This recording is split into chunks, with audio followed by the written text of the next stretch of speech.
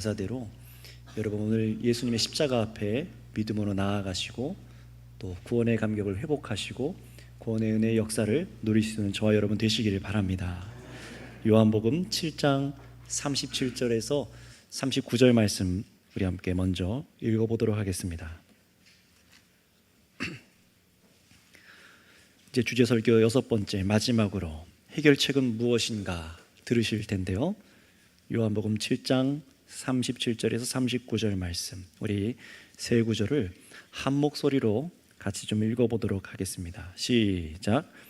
명절 끝날 곧 큰 날에 예수께서 서서 외쳐 이르시되 누구든지 목마르거든 내게로 와서 마시라. 나를 믿는 자는 성경의 이름과 같이 그 배에서 생수의 강이 흘러나오리라 하시니 이는 그를 믿는 자들이 받을 성령을 가리켜 말씀하신 것이라. 예수께서 아직 영광을 받지 아니하셨으므로 성령이 아직 그들에게 계시지 아니하시더라. 아멘. 더우신 분들은 좀 외투를 벗으시고 위에 3층 문을 조금만 열어주시면 되겠습니다. 여러분, 오늘 설교는 여러분 지금 짐작하시는 것처럼 깁니다. 지난 우리 첫 번째 주제부터 하나님이 누구신지, 우리에게 무엇을 요구하시는지, 그래서 우리 인간이 누구인가, 우리가 짓는 그 죄가 무엇인지, 그리고 그 죄가 얼마나 무서운 것인지를 우리가 쭉 들었어요. 그 죄에 대해서 우리가 바라게 되는 것은 무엇입니까? 이 구원입니다. 정말 하나님으로부터 죄 사함을 받는 구원입니다. 근데 여러분, 그 구원은 단순히 그냥 습관적으로 예배를 드린다고 20분, 15분 잠깐 듣는다고 해서 구원이 베풀어지는 것이 아니라 요행으로 손쉽게 구원을 가져갈 수가 없습니다. 그런 생각을 여러분 내려놓으시고 여러분의 영혼이 오늘 두렵고 떨림으로 깨어서 하나님의 말씀을 들으실 수 있기를 축복합니다. 여러분, 우리 인생의 비참함들의 여러 가지 결과가, 이 땅에서 결과들이 바로 죄의 근원의 문제 때문에 우리 인생의 비참함의 일들이 벌어지는 것을 지난주 들었어요. 게다가 뿐만 아니라 어떻습니까? 정말 죄의 결과가 이 땅에서만이 아니라 영원한 사망인 것에 대해서 우리는 듣고 놀랐습니다. 불멸하는 우리 안의 영혼이 이 세상에만이 아니라 앞으로 오는 세상, 예수님과 그 하나님 아버지께서 이 땅 가운데 임재하시는 그 나라 가운데에서 어떻게 됩니까? 이 불멸하는 영혼이 죄가 그대로 있는 죄라면은 영원히 그 영원한 하나님의 나라 천국으로부터 단절되어서 다시는 위로가 없을 것이고, 이 영혼과 심판을 위해서 부활한 몸, 불의한 자들, 악인들도 부활의 몸을 입습니다. 그 부활의 몸을 입는 자들도 고통당하는 형벌을 받는 것이 바로 인간이 짓는 죄의 무서운 결과라는 것을 성경 말씀을 통해서 우리가 알게 되었어요. 자, 그런데 여러분, 혹시 이 죄에 대한 하나님의 심판의 결과가 너무 부당한 것 아니냐, 너무 무섭고 어떻게 하나님이 그러실 수 있느냐라고 생각하시는 분이 계십니까? 여러분, 죄는요, 하나님을 향해서 짓는 겁니다. 하나님께 짓는 죄의 결과가 결코 가볍지 않아요. 우리 모두는 누구에게 죄를 짓는 겁니까? 온 우주 만물을 창조하신 창조주 하나님을, 이 티끌로 돌아가는 이 피조물인 인간이 어떻습니까? 창조주를 거부합니다. 하나님을 미워하고 하나님의 그 영광을 도적질해서 우상을 만들어 우상을 섬깁니다. 돈과 명예와 사람과 하나님 자리에 있어야 될 내 마음의 중심을 다른 것에 놓고 살아가는 거예요. 그러니 어떻습니까? 게다가 이 죄를 즐깁니다. 무뎌져요. 결정적으로 이 죄를 해결하시기 위해서 하나님께서 베풀어 주시는 그 구원의 은혜마저도 알려고 하지 않습니다. 이 예배 자리에 나와서도요. 거절하고 믿지 않는 죄는 하나님의 이 자비와 사랑을 내팽개친 죄거든요. 그 죄는 정말로 극악무도한 처벌받아 마땅한 악한 죄인 것입니다. 여러분, 하나님은 반드시 죄인들을 심판하십니다. 그러나 우리 인생들과 같이 단순한 복수심으로 인해서 감정적으로 죄인에게 지옥 형벌을 내리시는 것은 아니세요. 이 공의로우신 하나님의 성품 때문입니다. 하나님의 그 성품에 따라 반드시 죄를 심판하셔야만 하고, 이 망가진 피조세계를, 여러분, 우리가 살아간 이 피조세계를 역사 끝에 주님께서는 완전히 새롭게 하실 텐데, 그때의 그날을 천국이라고 하잖아요. 그런데 그 천국에서 다시는 그 천국의 죄와 사망이 침범하지 못하도록, 마귀가 유혹하지 못하도록 하기 위해서 죄를 완전히 처리해 버리셔야만 합니다. 그래서 주님께서는 죄를 심판하셔야 돼요. 그러니 하나님의 심판은 당연한 겁니다. 진리의 이 성경의 약속대로 새롭게 변화된 이 땅에서, 새 하늘과 새 땅에서 우리는 하나님께서 그리스도와 함께 임재하시는 그날 영광 중에 함께하게 될 거예요. 그런데 그날 우리 안에 죄가 그대로 있다면은 그들은 어떻게 된다고 말씀합니까?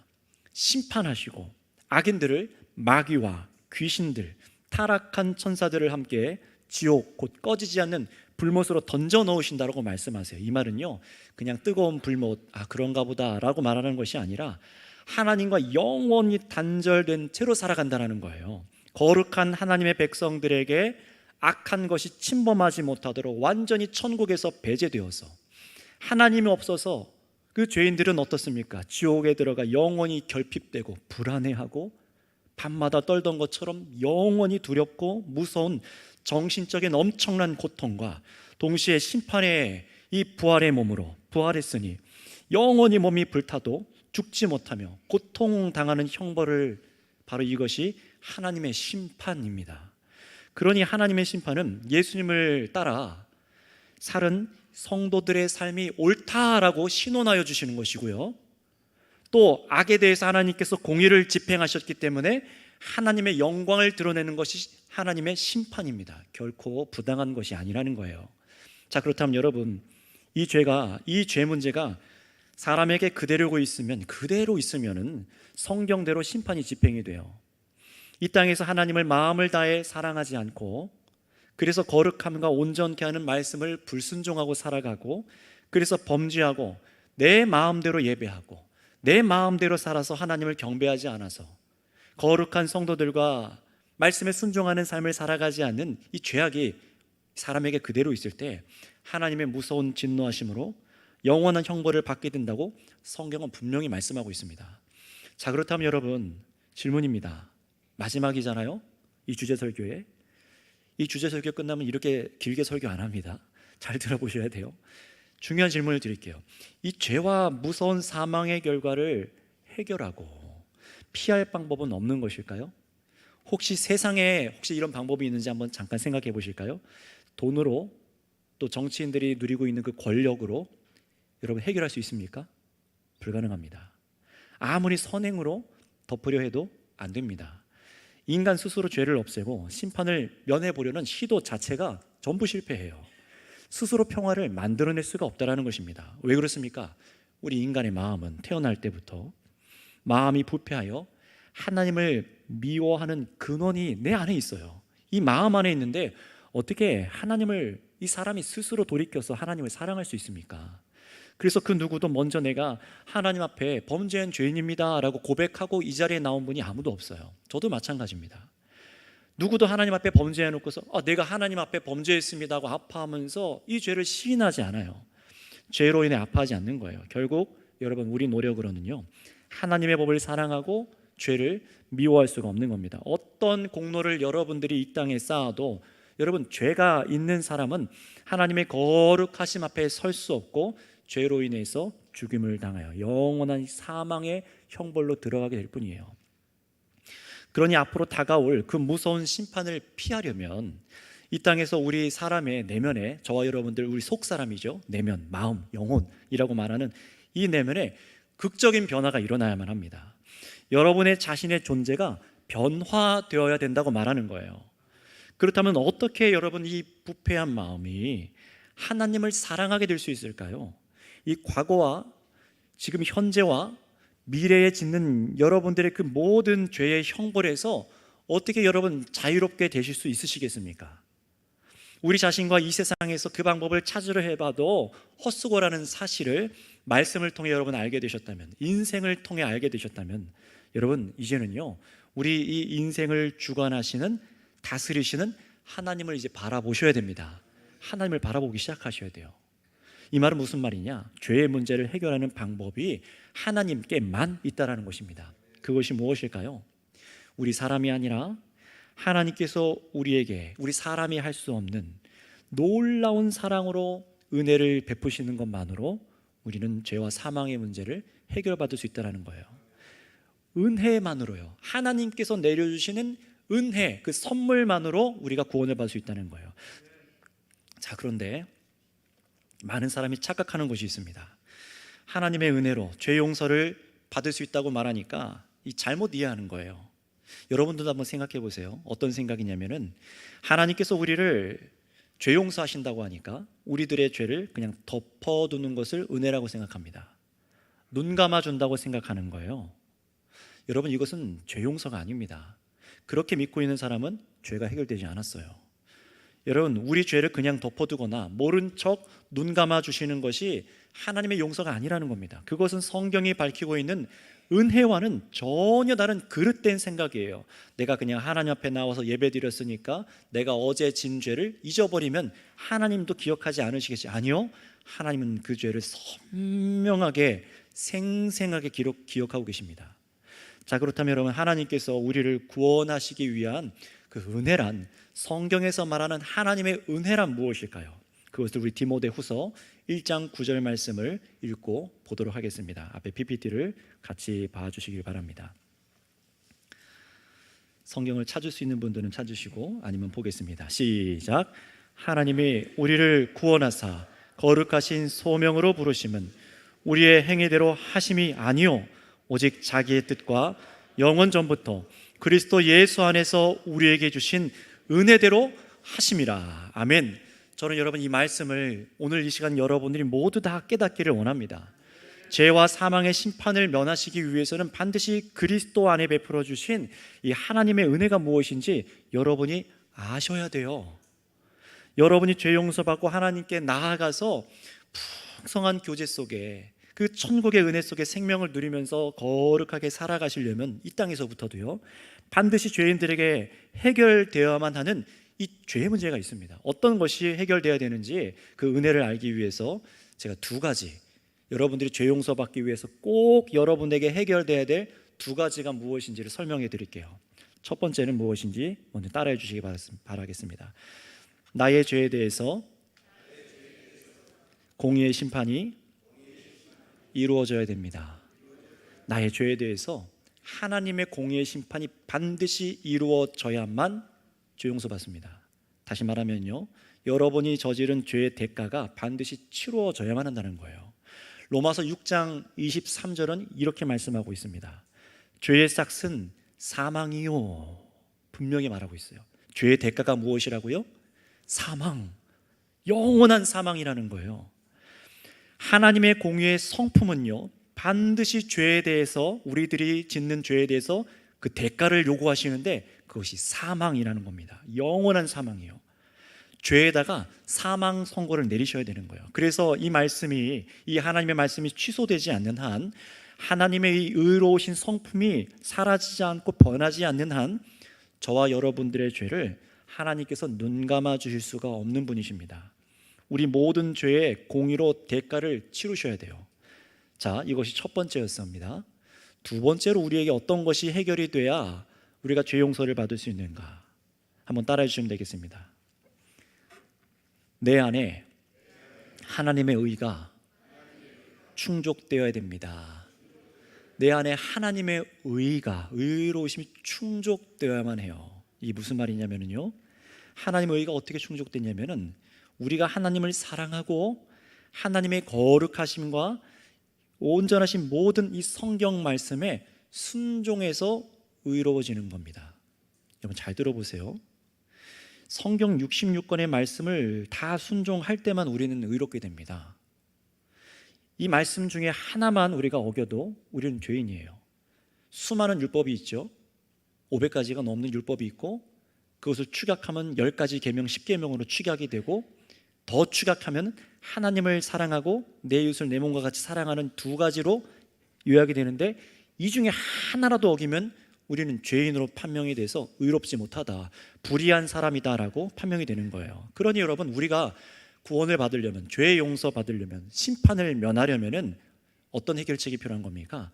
내 안에 의가 충족이 되어야 돼요. 하나님께서 보시기에 그래, 너 의롭구나, 나의 죄를 하나도 어긴 게 없구나라고 그렇게 여겨주셔야 돼요.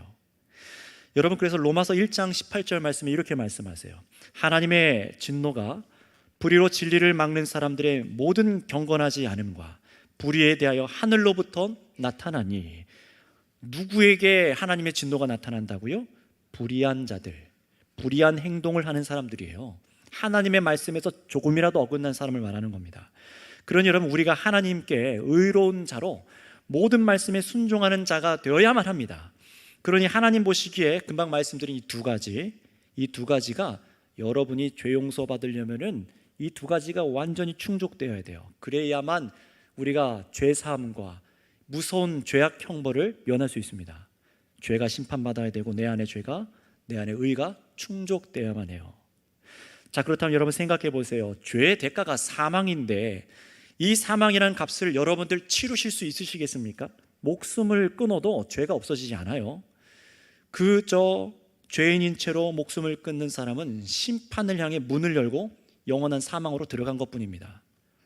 또 내가 나의 자녀를 위해 대신 죽는다고 해서 내 자녀의 죄가 사라지지 않습니다. 죄의 대가를 죄인이 대신 치러줄 수는 없는 겁니다.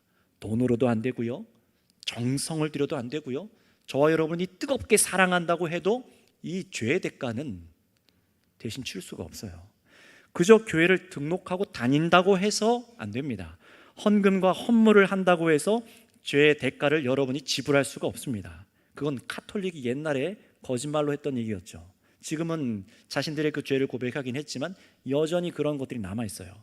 하나님의 영광을 비웃은 죄인이 갚을 수가 없는 겁니다. 이 죄에 대한 문제는요. 아무리 스스로 여러분 죄를 뉘우치고 회개해 보세요. 감옥에 다녀오고 산에 들어가서 돌을 닦아서 세속의 유혹을 전부 멀리하고 사람과의 관계를 끊고 살아가도요, 이 마음 안에, 이 몸과 마음이 새롭게 되지 않은 사람은요, 하나님을 마음으로부터 계속 미워합니다. 말씀을 듣긴 들어도 어떤 것은 거르고 어떤 것은 순종하고 내 마음대로 해요. 모든 생각과 품는 악한 계획들, 흘러나오는 죄와 사망의 문제를 해결할 길이 도무지 우리에게 없는 겁니다. 그래서 예레미야서 2장 22절에는 이렇게 말씀합니다. 주 여호와의 말씀이니라. 내가 잿물로 스스로 씻으며 내가 많은 비누를 쓸지라도 내 죄악이 내 앞에 그대로 있으리니. 아멘. 그러니 보세요. 첫 번째 조건을 생각해 보세요. 죄의 값을 우리 스스로 치를 수가 있습니까? 없습니까? 없습니다. 그리고 두 번째는 어떨까요? 우리가 의에 이르기 위해서, 의가 충족되기 위해서 다 하나님의 계명에 반드시 순종해야 되는데 하나님의 율법을 여러분 전부 순종하실 수 있으시겠습니까? 반드시 순종하고 지켜야 되지만 그게 안 되는 거예요. 어렸을 때부터 하나님의 계명을 알고 지키기 시작하면 말씀을 다 지킬 수 있을까요? 한 번도 빠짐없이, 한 시간도 예배 없이요? 또 죽기 직전이나 이 땅의 삶이 얼마 남지 않은 채로 그때 하나님을 안겨와요. 그때 예수님 믿으면은 하나님의 말씀을 그때부터 지킬 수 있을까요? 구원받은 성도도요, 율법을 알고 하나님을 사랑하고 열심을 내어 지켜도요, 우리는 실수하기도 합니다. 저도 마찬가지죠. 의도치 않게 범죄하기도 해요. 정말 죄 짓기 싫은데 계명을 어기는 일이 불의하게 발생되기도 합니다.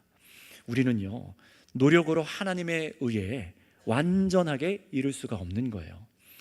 단 한 가지만 있어도, 한 가지만 어겨도 99.999%를 순종하였어도 단 0.001%만 불순종이 있어도 우리는 불의한 자예요. 계명은 반드시 지켜야 되지만 우리가 스스로 완전하게 지켜서 의에 도달할 수가 없습니다. 따라서 여러분, 이런 이유 때문에 죄의 용서가 우리들에게, 죄인들에게 일어나려면, 오늘 이 시간에도 부어지려면은 어떤 은혜가 오늘 우리에게 필요한 겁니까? 하나님께서 베푸시는 죄 용서의 은혜는요, 반드시 이 두 가지가 베풀어져야 돼요. 죄값을 치러주셔야 되고 우리가 하나님의 의에 이르도록 해주셔야 됩니다. 이 두 가지가 은혜로 베풀어져야지만 우리가 죄 사함 받을 수 있어요. 여러분, 하나님께서 돈 주시는 은혜, 땅 주시는 은혜, 세상 출세하는 은혜, 건강 주시는 은혜, 이것이 지금 우리에게 가장 시급하고 중요한 은혜가 아닙니다. 영원한 생명과 영원한 형벌이라는 지금 두 갈림길에서 서 있는 거예요. 여러분의 인생 평생에 지금 가장 필요한 하나님께서 베푸시는 중요한 그 은혜가 무엇입니까? 어떤 것에 지금 여러분 목말라 있으신가요? 우리가 모든 죄에 용서를 받고 의에 이르도록 하시는 이 은혜 한 가지입니다. 이 은혜가 지금 필요한 거예요. 오직 하나님의 은혜로 이 두 가지가 우리 안에 충족되어야만 여러분이 죄와 사망에서 영원히 자유하실 수 있고 지금으로부터 기쁨으로 하나님의 법을 순종하는 거룩한 백성으로 살아갈 수 있으세요. 그래서 그날에 주님 오시는 날에 두려움 없이 하나님 앞에 우리가 설 수 있는 거죠. 자, 그렇다면 여러분, 말씀대로 지금 인생에 가장 시급하고 중요한 것이 무엇인가, 오늘 이 예배 자리에서 진지하게 생각해 보세요. 이 바깥에서 나가면 잘 생각 안 하실 거잖아요. 이 자리에서 생각해 보세요. 만약 여러분 스스로 죄의 대가를 치르실 수 있고 의롭게 될 수 있으시다면 이 자리에 안 계셔도 됩니다. 지금까지 여러분이 세상에서나 교회에서 쌓아왔던 선한 공로가 있으니까 내가 구원받겠지라고 그렇게 막연히 생각하신다면 집으로 돌아가셔도 됩니다. 하나님의 은혜를 안 구하셔도 됩니다. 하나님 예배하지 않고 여러분의 공로를 높여서 혼자 찬양하고 살아가시면 돼요. 그러나 하나님을 아는 말씀을 통해서 깨달아지고 나의 무지와 나의 교만이 깨어지기 시작해서 나에게 아무런 죄를 해결할 능력이 없구나, 스스로 의롭게 할 수 없는 죄인이구나, 내가 하나님의 심판 앞에 너무나 무기력한 불타 고통당할 죄인이구나, 이게 깨달아지셨다면요, 이제는 진실되게 고백하셔야 됩니다. 하나님, 저는 하나님의 공의와 의에 이를 수 없는 죄인입니다.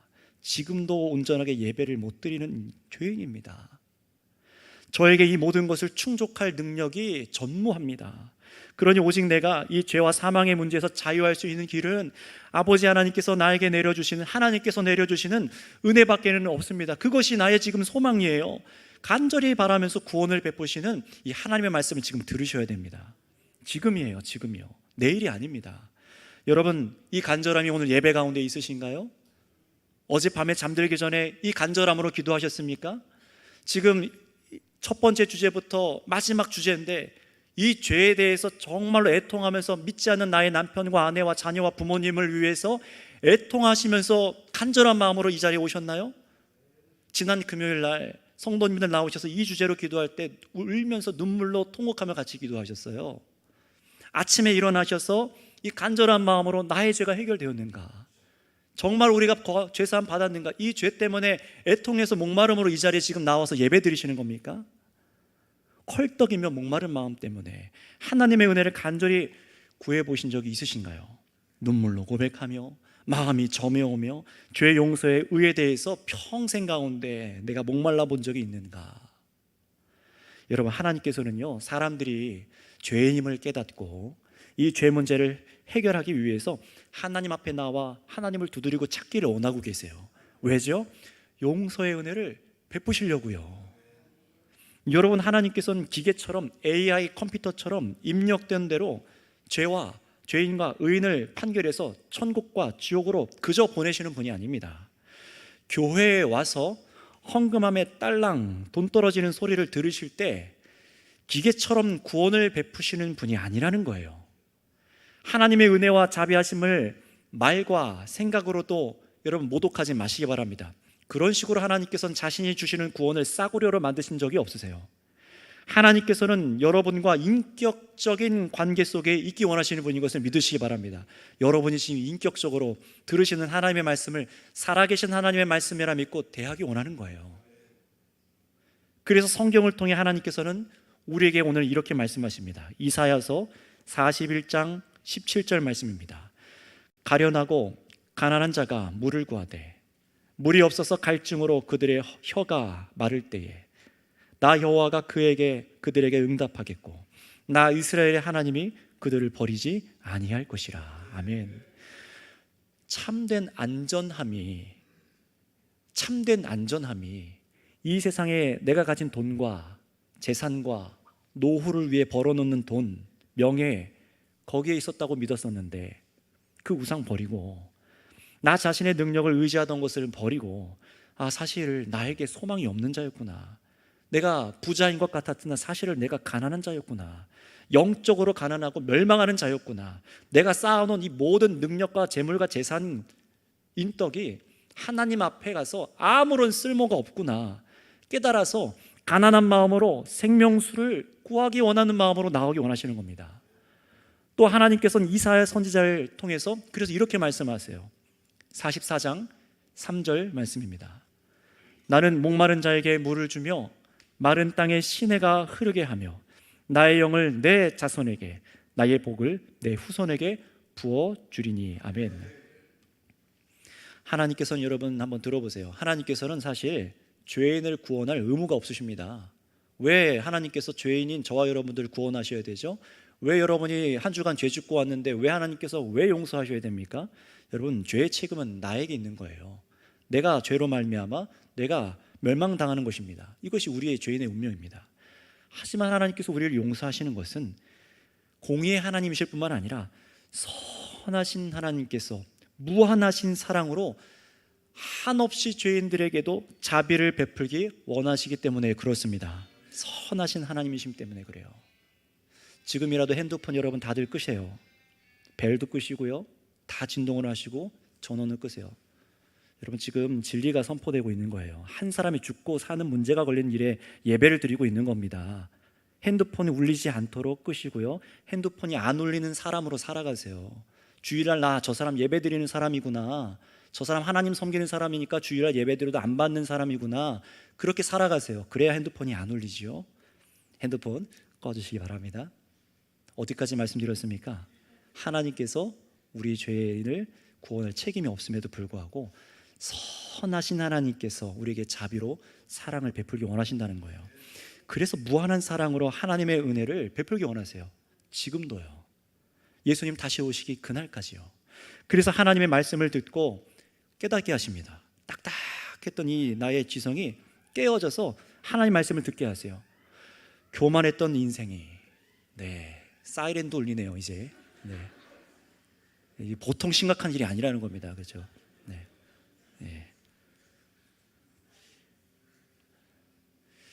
잡혀갈지도 모르겠어요. 지금 핸드폰 하시는 분들 없으시길 바랍니다. 영혼이 멸망으로 들어갑니다. 진짜.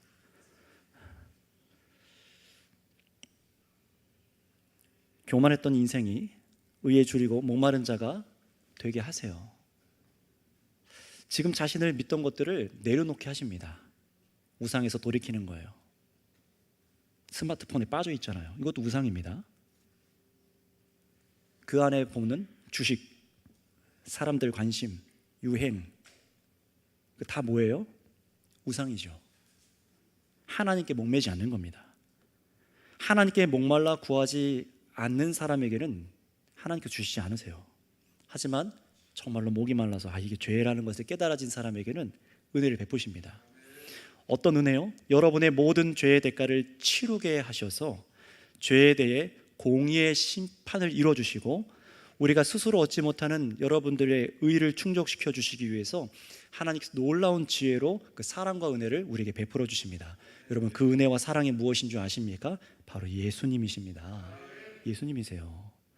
베드로전서 2장 24절에서는 그래서 이렇게 말씀하십니다. 같이 한번 앞에 보셔서 중요한 구절이니까 어떻게 우리 죄가 용서받고 은혜가 베풀어지는지 읽겠습니다. 시작.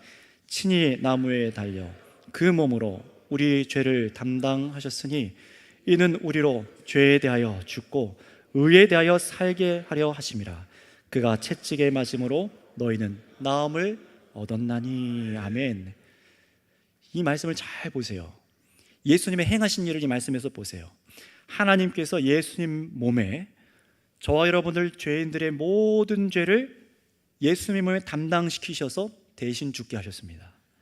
십자가 위에서 피 흘려 죽음으로 사망의 심판이 예수님께 내려진 거예요. 우리들의 죄가 예수님께로 다 지워져서 우리의 죄가 예수님께 죄의 심판이 일어난 거예요.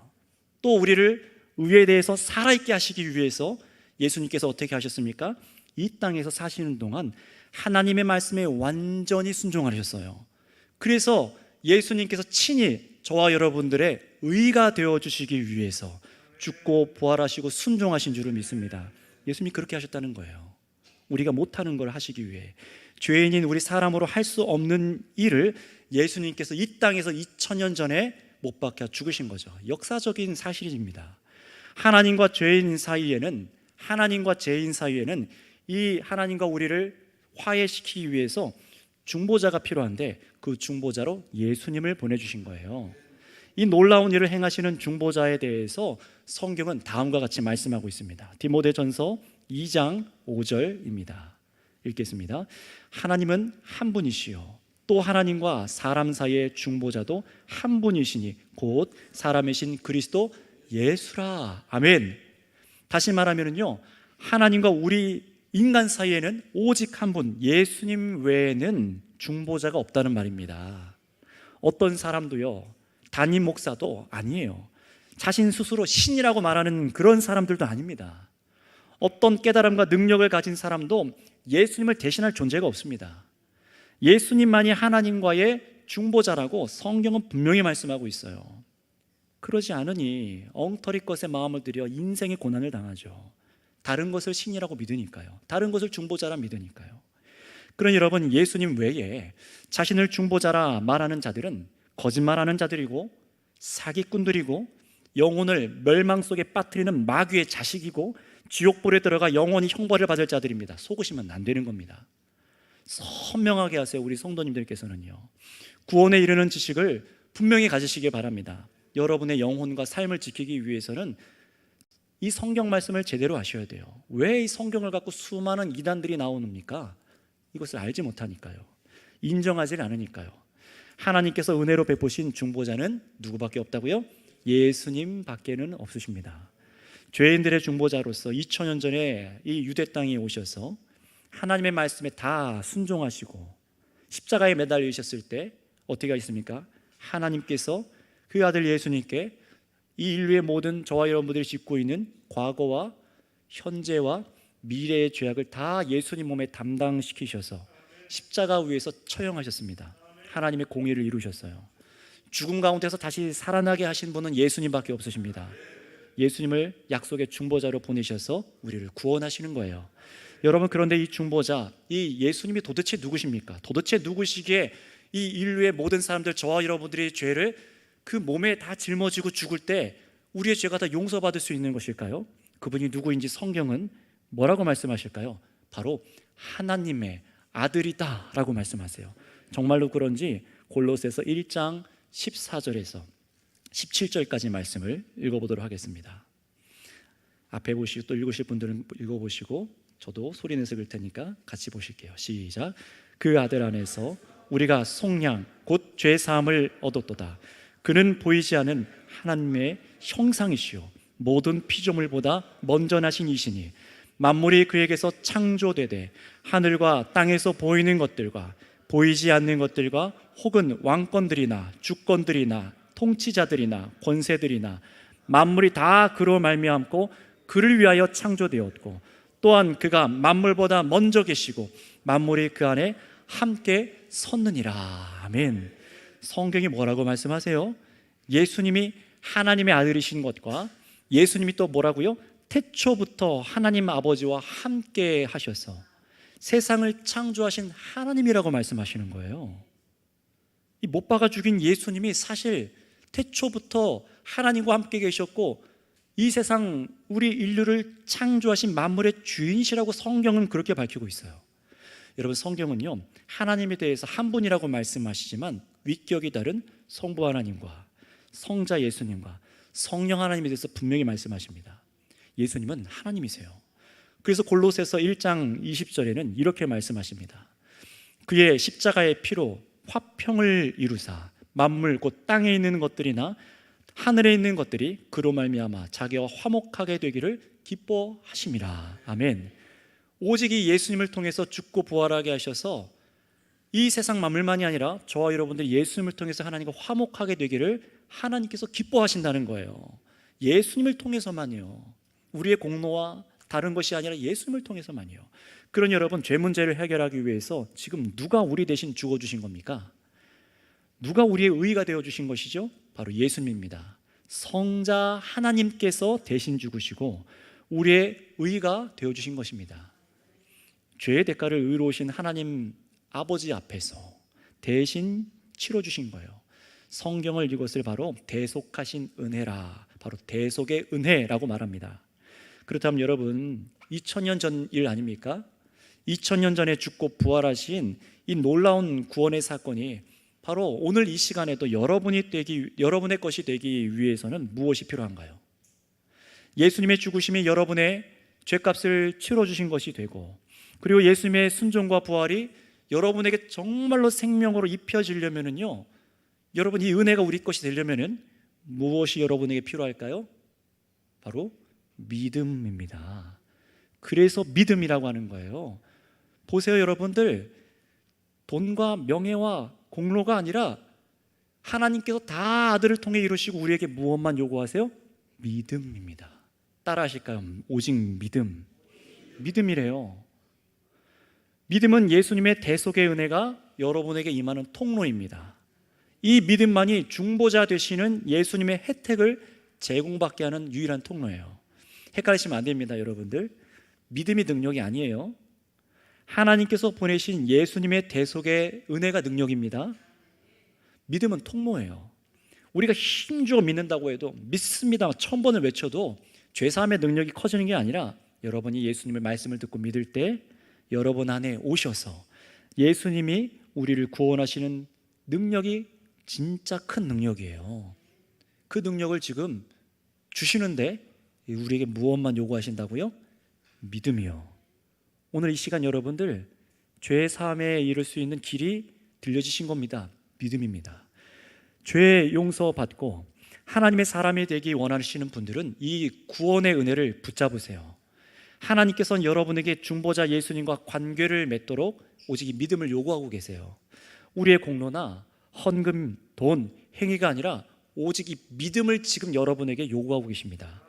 그래서 이 대속의 은혜는 사실 엄청난 보화 아닙니까? 놀라운 하나님의 비밀이며 창조주 성자 하나님께서 희생한 이 무한한 대가를 치른 것인데요, 여러분의 행위가 아니라 오직 믿음으로만 구원을 주시기 때문에 뭐라고 표현하죠?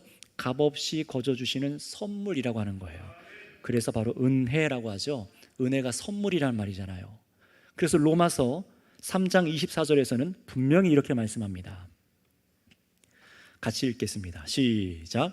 그리스도 예수 안에 있는 속량으로 말미암아 하나님의 은혜로 값없이 의롭다 하심을 얻은 자 되었느니라. 아멘. 값없이예요. 값없이. 여러분, 이것이 은혜입니다. 성경이 죄인들에게 깨달으라고 말씀하시는 하나님의 은혜가 바로 이것입니다. 믿음으로 주어지는 거예요. 그렇다면 여러분이 중보자 예수님께 드려야 될 믿음에는 여러분의 어떤 고백의 마음이 진실하게 담겨 있으셔야 될까요?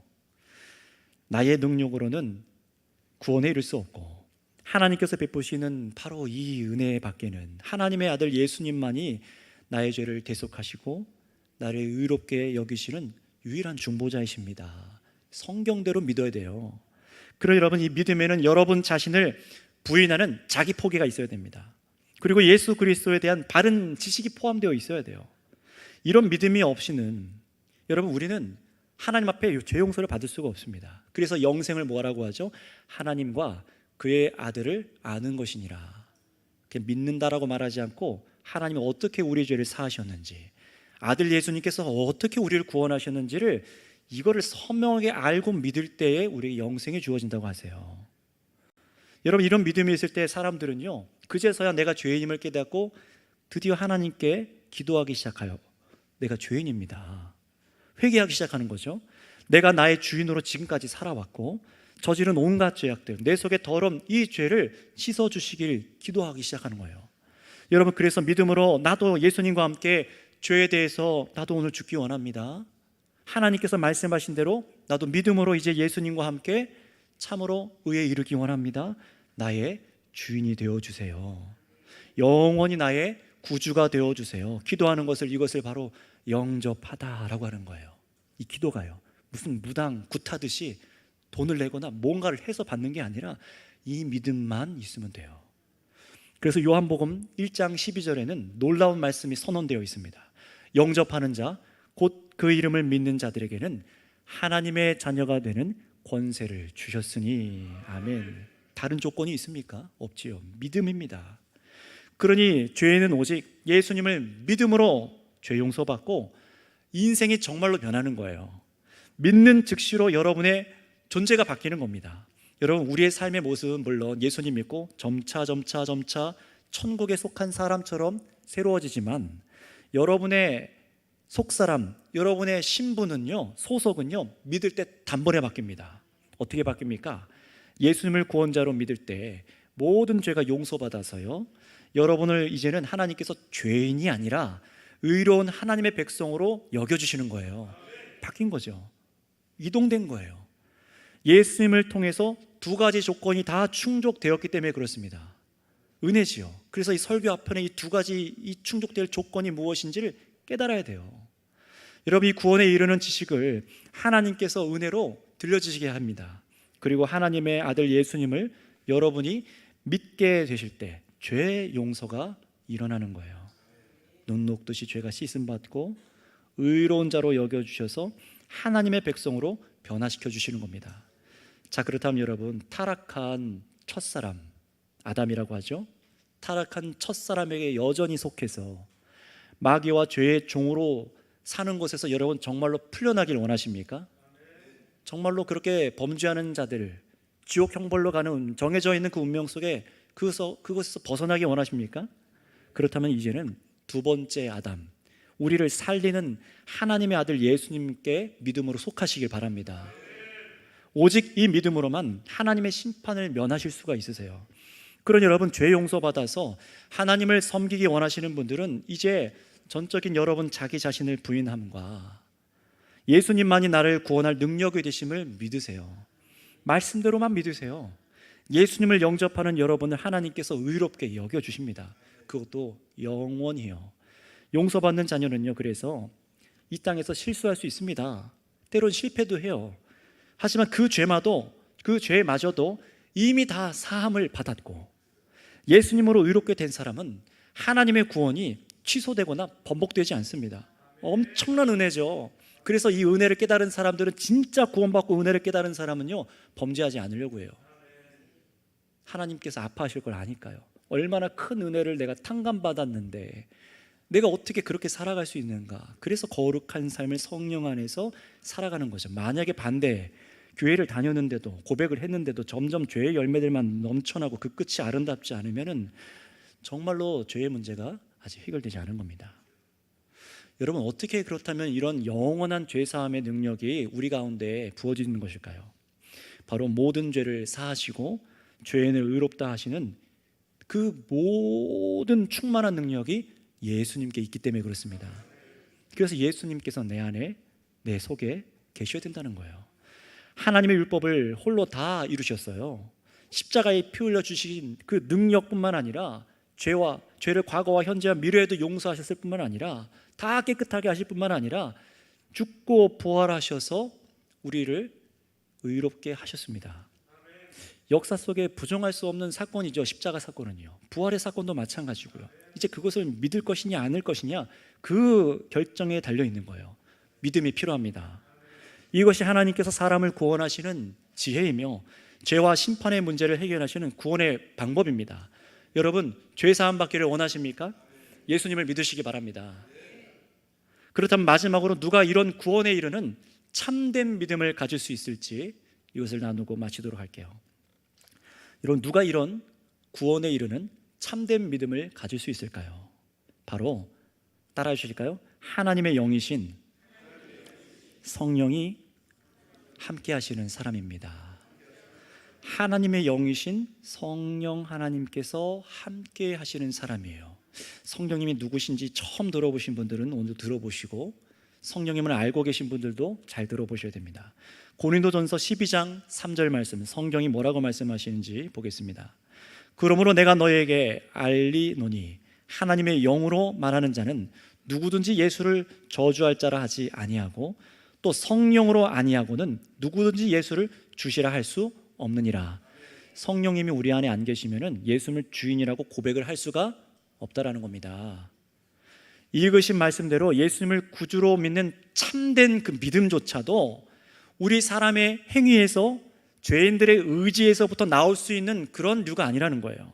믿음 역시 하나님께서 택한 사람들에게 주시는 하나님의 은혜라고 성경은 분명히 말씀하고 계세요.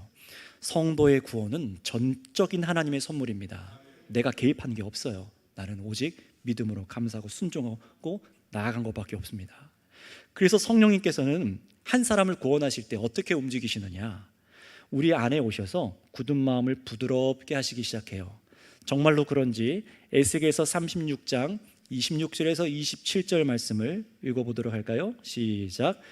또 새 영을 너희 속에 두고 새 마음을 너희에게 주되 너희 육신의 굳은 마음을 제거하고 부드러운 마음을 줄 것이며 또 내 영을 너희 속에 두어 너희로 내 율례를 행하게 하리니 너희가 내 규례를 지켜 행할지니라. 아멘. 여러분, 이 말씀을 한번 잘 보세요. 말씀을 들을 때 하나님의 말씀이 깨달아져요. 내가 죄인임이 인정이 되기 시작해요. 거룩하게 살아가고자 하는 열망도 주어져요. 예수를 믿는 믿음에 이르는 것, 바로 이거 전부 성령께서 우리 안에서 우리를 도우시고 계시다는 겁니다. 내 의지만으로는 안 된다는 거예요. 정말 그런지 그래서 이어지는 오늘 읽으셨던 본문을 볼까요? 요한복음 7장 37절에서 39절. 오늘 말씀은 뭐라고 말씀합니까? 명절 끝날 곧 큰 날에 예수께서 서서 외쳐 이르시되 누구든지 목마르거든 내게 와서 마시라. 죄용서하시겠다는 거예요. 나를 믿는 자는 성경의 이름과 같이 그 배에서 생수의 강이 영원토록 흘러나올 것이라고 말씀하시는데 39절 보세요. 이는 그를 믿는 자들이 받을 성령을 가리켜 말씀하신 것이라. 성령께서 우리 안에 오셔야만 해요. 내가 오늘 지혜로워서 예수님을 선택해 보겠다, 내 힘으로 믿고 구원을 얻은 것이 아닙니다. 만약 여러분 혹시 그렇게 믿고 계신 분들은 여전히 나 자신을 의지하는 사람이고 나 자신에게 선을 선택할 능력, 선한 의지가 있다고 착각하는 거예요. 이런 사람은 여전히 죄 가운데 있는 자일 수 있어요. 은혜를 은혜로 못 누리는 거죠. 하나님과 함께 했던 제자들도 생각해 보세요. 성경 말씀에 보면 이 12명의 제자들이 처음에 믿음으로 예수님을 따랐어요. 믿는다고 따랐습니다. 그런데 자신들의 목숨 걸리는 일이 딱 오니까 어떻게 합니까? 예수님을 버리고 도망가는 거예요. 예수님을 부인했어요. 그러나 이후에는 어떻게 됩니까? 완전히 삶이 변하지 않았어요. 정말로 구원받은 자로 선택된 변화받은 백성대로 죽기까지 예수님을 부인하지 않고 배반하지 않고 예수님만을 전하고 살아갑니다. 언제부터요? 예수님께서 죽고 부활하시고 성령을 주셔서 제자들 마음을 성령으로 열어주셔서 하나님의 말씀과 그리스도를 깨닫게 하여 주시고 나서죠. 여러분, 그 전에 능력을 받아서 제자들은 귀신도 내쫓았습니다. 병 고침도 했습니다. 그러나 구원받지 않았었어요. 그건 구원의 증표가 아닙니다. 방언을 하고 신유의 능력이 있어도 그것은 구원받은 증거가 아닙니다. 마귀도 할 줄 알아요. 귀신도 할 줄 압니다. 참으로 구원받은 자, 성령의 임재를 경험하여 예수님을 믿고 죄 사함 받는 사람은 분명히 내 안에 내면과 삶이 변하게 되어 있어요. 죄를 미워하고 의와 거룩한 삶, 하나님을 예배하게 되어 있습니다. 그래서 갈라디아서 5장 23, 23절에는요 성령의 열매들이 나오잖아요. 아름다운 사랑의 성품들로. 그것이 반드시 나타나게 되어 있는 거예요. 내가 아니라 힘줘서 맺어봐야지가 아니라 맺어지는 거예요. 은혜입니다. 그래서 하나님께서는요 택한 사람들에게 거룩한 말씀을 듣게 하시는데 그때의 성령으로 이 사람의 마음을 만지시는 거예요. 내 마음을 만지세요. 망가진 양심에 빛을 비추셔서 나를 두드리시고 내 죄를 보게 하세요. 성령으로 망가진 이 지성을 내려놓게 하십니다. 반드시 그래서 그 하나님과 그 아들 예수님의 은혜를 깨닫게 하세요. 그리고 여러분이 죄에 대해서 아파하고 회개하게 하시고 오직 믿음으로 예수님을 주로 고백할 때에 성령님께서도 그러한 믿음을 주셨다라고 말씀하고 있습니다. 성령께서 주신 거예요. 여러분, 그러니 얼마나 완전한 구원을 베푸시는 하나님이십니까? 성부 하나님의 사랑하심과 성자 예수 그리스도의 대속의 은혜와 성령 하나님의 이 능력으로 하나님께서만 아무것도 할 수 없는, 죄에 대해서 아무것도 할 수 없는 죄인인 나를 구원하시는 거예요. 여러분, 예수님을 믿으시기 바랍니다. 하나님께서 성령의 능력으로 예수 그리스도 안에 있는 이 모든 대속의 능력으로 구원을 베푸시길 원하세요. 그래서 여러분이 이 은혜를 잊게 되면요 이제 여러분 안에 속사람이 성숙하기 시작해요. 변화가 일어납니다. 예수님께서 나의 주인으로 주관하시는 사람은요, 거룩한 순종을 할 수 있도록 도우세요. 전에는 죄만 택하고 계속 망하는 길로 가던 사람이 성령 안에서 용서받고 새로워져서 예수님 안에서 이제는 예수님 믿고 나니까 성령의 음성을 듣고 말씀을 순종하는 길을 가기 시작하는 거예요. 그래서 권면할 때 성도님, 이 말씀으로 돌이키시죠. 두 가지로 나타나죠. 네가 뭔데? 하지만 정말로 거듭난 사람은 자신의 죄를 돌아보고 예수님 앞에 나아가요. 제 말이 아니라 누군가의 말 때문이 아니라 하나님 앞에 있어요. 생명으로 나아가는 이런 거룩한 삶을 사모하신다면 여러분 예수님을 믿으시기 바랍니다. 결코 죄의 문제는 쉽지 않아요. 그냥 없어지지 않습니다.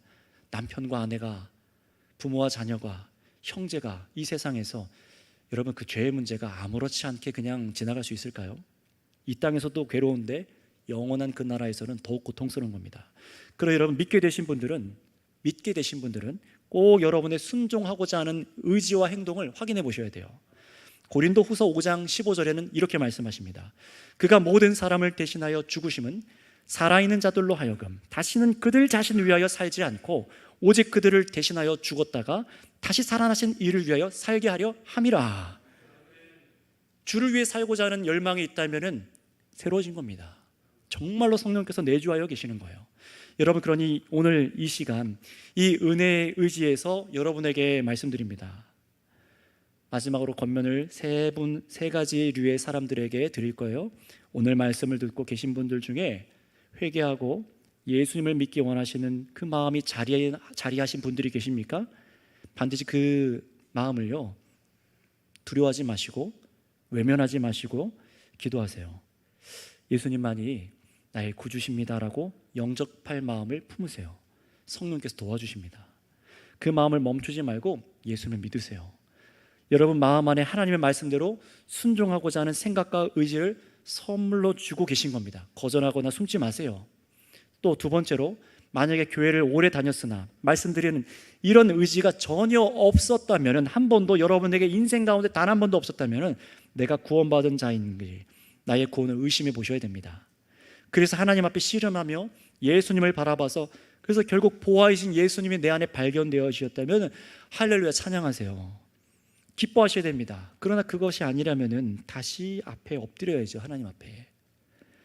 만약에 여러분들도 세 번째, 구원의 은혜에도 잘 모르겠고 내가 정말 예수님을 영접해야 될지도 잘 모르겠고 아직 하나님 믿는 것이 잘 모르겠고 아직 이 말씀이 들려지지 않는 분들이 계시다면 오늘 여러분 포기하지 마시고 하나님을 알기를 힘쓰시기 바랍니다.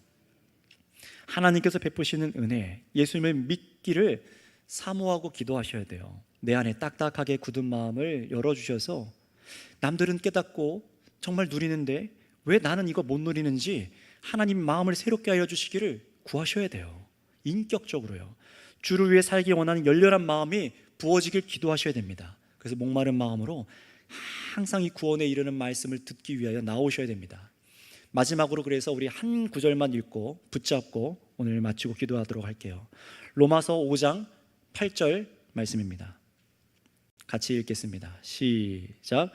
우리가 아직 죄인 되었을 때에 그리스도께서 우리를 위하여 죽으심으로 하나님께서 우리에 대한 자기의 사랑을 확증하셨느니라. 이 말씀을 잘 보세요. 우리가 아직 죄인 되었을 때 예수님께서 죽어주셨어요. 우리가 죄인인 것을 깨닫지 못할 때 이미 죽어주셨어요. 그것이 바로 하나님의 사랑이라고 말씀하십니다. 이미 자기의 사랑을 보여주셨습니다.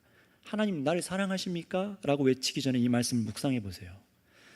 예수님께서 죽으신 것이 나를 살리기 위해 대신 죽으신 하나님의 사랑으로 믿어질 때까지 예수님을 붙들고 기도하시기 바랍니다. 함께 이 시간 기도할게요. 합심해서 기도할 텐데 오늘 이 시간 죄와 사망의 문제에서 나를 건져주시기 위한 이 복음을 여러분 들으신 겁니다.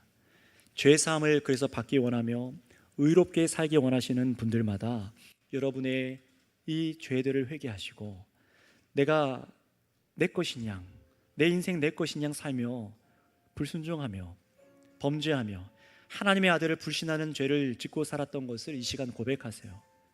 그리고 하나님의 아들 이 예수님이 나의 유일한 구원자이신 것을 믿음으로 고백하세요. 당신이 나의 주인이십니다. 그래서 내가 죄에 대해서 이제 믿음으로 아주 죽게 하시고 예수님만이 나의 의가 되어 주셔서 나를 좀 새롭게 하여 주세요. 그래서 정말 죄와 사망의 길이 아니라 생명의 길로 순종하며 걸어갈 수 있는 능력을 나에게 주시기를 바라고 기도하시기 바랍니다. 혹 그러나 말씀이 아직 들려지지 않는 분들은, 믿어지지 않는 분들이 계시다면 하나님 자신의 아들의 희생하시면서까지 우리 죄를 사하여 주신 이 은혜를 붙잡고 기도해 보세요. 그 사랑의 호세에서 기도해 보세요. 나도 좀 알게 해주세요. 나도 좀 누리게 해주세요. 성령의 은혜를 나에게, 믿지 않는 내 형제자매에게, 내 옆에 남편과 아내에게, 내 이웃에게 부어주세요 하고 예수님 믿게 해달라고 기도하세요. 이 중에서 예수님을 믿고 거듭나서 중생의 체험을 하신 분들이 계십니까? 여러분, 그렇다면 이 죄의 해결책, 예수님을 더욱 붙들고 사랑하며 하나님께 감사의 영광을 돌리는 기도를 이 시간 드리셔서 기쁨의 예배자로 살아갔으면 좋겠습니다. 주여 한번 부르고 다 같이 기도하겠습니다. 주여, 아버지 하나님 감사합니다. 우리를 사랑하셔서 이 무서운 죄악에서 우리를 건지시는 아버지 하나님, 하나님, 우리의 죄가 반드시 심판받아야 되고 우리의 의가, 우리의 삶이 의로워야 하나 연약함에도 불구하고 우리를 사랑하시기 위하여, 건지시기 위하여, 죄 용서하시기 위하여 아들 예수님이라는 은혜를 베푸셔서 우리 대신 죄를 사하여 주시고 우리의 모든 의를 충족하여 주셔서 오직 믿는 자들에게 어떤 값도 요구하지 아니하시고 오직 믿음으로 받아들이는 자들, 하나님 아버지, 이들에게 오늘 구원의 은총을 베푸시오니 하나님 홀로 영광을 받아주시고 그 사랑에 힘입어서 오늘도 기도하며 믿는 자들, 마음으로 기도하는 자들, 깨달아지는 자들에게, 믿는 자들에게 하나님 새 능력을 부어주시옵소서. 그래서 아버지 하나님, 참으로 예수님 안에서 내면과 새 사람으로 변화받아 죄악되고 고집스럽고 이기적이며 음란하며 악한 길로 걸어가는, 멸망의 길로 걸어가는 자가 아니라 참으로 선한 사람으로, 주께서 기뻐하시는 자녀로 정말로 천국과 하나님 지옥의 영벌을 내리시는 그 하나님 아버지 앞에 나아가는 자로 하나님 나아갈 수 있는 하나님의 은혜를 주시옵소서.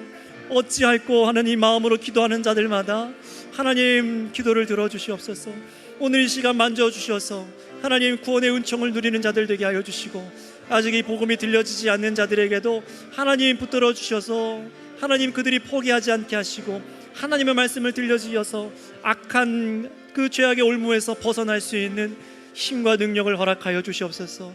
겹겹으로 쌓여있는 깊이 뿌리 깊은 이 죄악에서 우리를 건져주시는 주님, 오늘도 새롭게 하셔서 우리를 붙잡아 주시는 줄 믿습니다.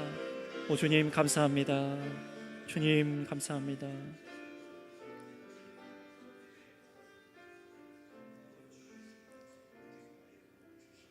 오직 은혜, 예수님, 오직 은혜, 믿음으로 이 충만한 은혜를 주시는 아버지 하나님 감사합니다. 내가 이전에는 아버지 하나님을 거절하여 살아갔으나 이제는 예수 그리스도의 크신 은혜를 깨달아 성령으로 고백합니다. 예수님, 나의 의가 되어 주시옵소서. 나의 죄를 사하여 주시옵소서. 이 믿음으로 나에게 새롭게 하여 주신 줄을 믿습니다. 이제는 이 믿음으로 함께 걸어가며 정말 의의 길로 걸어갈 수 있는 능력을 베풀어 주시옵소서.